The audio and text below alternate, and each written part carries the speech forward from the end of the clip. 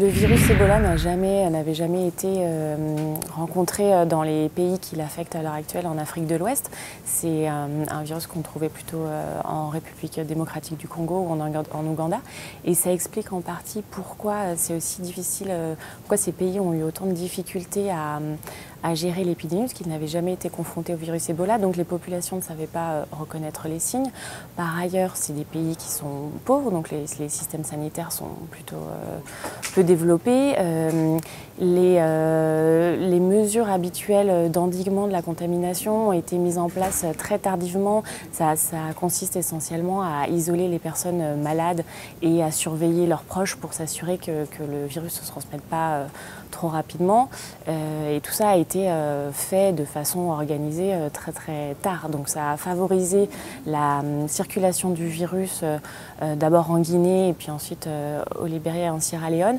Et par ailleurs, ces trois pays sont proches et ont des frontières communes et les populations se déplacent beaucoup d'un pays à l'autre.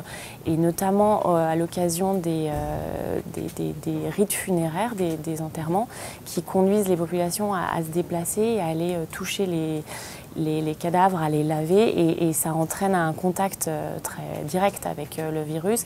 Alors les symptômes, c'est une fièvre très intense, des fortes migraines, des douleurs musculaires et surtout la présence de sang dans les vomissements, dans les diarrhées et donc des hémorragies internes ou externes. La fièvre hémorragique Ebola, c'est une maladie contre laquelle on n'a pas de traitement ni de vaccin homologué, validé à l'heure actuelle.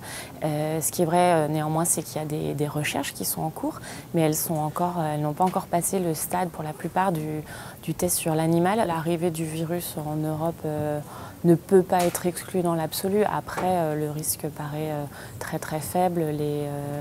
Les mesures de protection, de contrôle au niveau des aéroports se renforcent. Dans tous les cas, la France a l'air prête à accueillir potentiellement un malade.